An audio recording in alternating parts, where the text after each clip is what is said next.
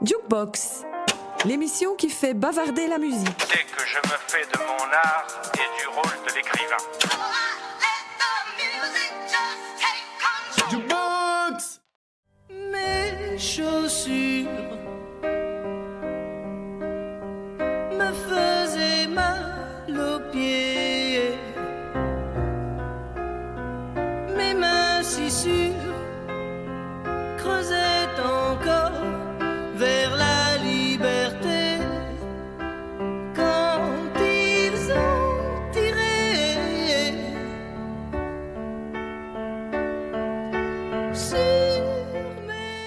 En 1976, Daniel Balavoine passe 4 jours en Pologne. En voyant les queues devant les magasins vides et les restaurants qui n'offrent qu'un plat unique, Daniel est touché par la différence entre l'Est et l'Ouest. C'est là que germe l'idée de son second album, l'histoire de Simon et Gunther Stein. L'album sort en avril 1977 et il s'agit d'un album concept sur le thème de 2 frères séparés par le mur de Berlin. Simon est né en 1933, l'année de l'élection d'Hitler. Gunther, lui, en 1941, l'année des premières expérimentations de chambre à gaz à Auschwitz.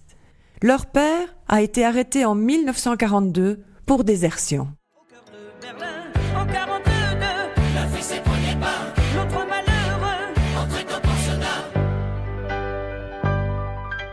Le 13 août 1961, les 2 frères ont rendez-vous rue Bernauer. Mais au cours de la nuit précédente, le mur de Berlin a été érigé, coupant la ville en 2. Ils habitent dorénavant dans des pays ennemis. De chaque côté du mur, des militaires les forcent à rebrousser chemin. Bien sûr, les 2 frères s'écrivent et planifient l'évasion de Simon et Axel, un ami d'enfance qui lui aussi est séparé de son amie Lily, par le mur. En essayant de passer à l'ouest, Simon se fait tuer alors qu'Axel parvient à franchir le mur. Axel et Lily se retrouvent, ils se fiancent et auront des enfants. Gunther est dévasté par la disparition de son frère et en perdra presque la raison. À Berlin, tu sais, rien n'a changé. C'est bien difficile de s'évader. Les hommes en verront. Lady Marlène parle de la tentative de passage du mur et lettre à Marie, Gunther qui reprend pied après le décès de son frère, entouré du reste de sa famille et de ses amis. C'est la chanson que je préfère sur cet album. J'ai chaud aux mains, Marie. Tu vois, ça s'arrange, le mal est fini. Le docteur me l'a dit. On vivra dans la musique et entre le mur et l'oubli, on peut reprendre le voyage. Aujourd'hui, je suis guéri. Un single sort en 45 tours pour promouvoir l'album, c'est Lady Marlène. Balavoine bénéficie avec ce titre de nombreux passages radio et télévisés qui lui permettent d'obtenir un succès d'estime pour cet album. C'est lors d'un de ces passages télé que Michel Berger le remarque et décide de lui confier le rôle du voyou, Johnny Roquefort, dans son opéra rock Starmania. Quand on arrive en ville,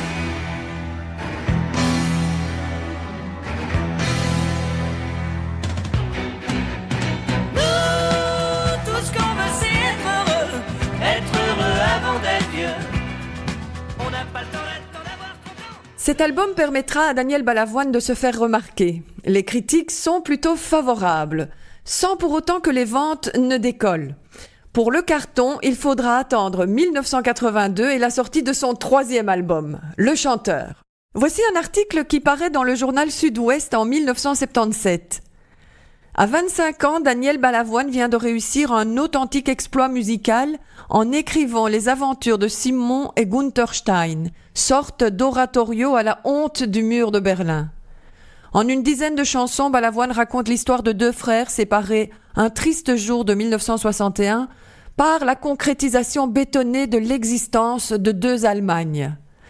Paroles intelligentes, voix émouvantes, d'une mobilité et d'une agilité extrême, ce disque fait indéniablement partie des grandes révélations de l'année.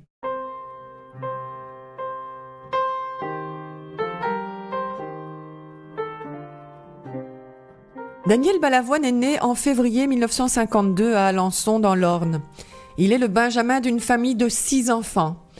Son frère Xavier meurt d'une méningite foudroyante 1 an avant sa naissance. Daniel est ce qu'on appelle un enfant de remplacement, c'est-à-dire un enfant né dans une famille en deuil d'un enfant disparu. Ses parents se séparent alors que Daniel a 6 ans. Les enfants restent chez le père et il passe son enfance dans le sud-ouest, Bordeaux, Biarritz et puis Pau. En 1959, le père de Daniel est muté en Algérie, à Tizi Ouzou. Daniel a 7 ans et il est mis au pensionnat. Il n'apprécie pas vraiment l'expérience.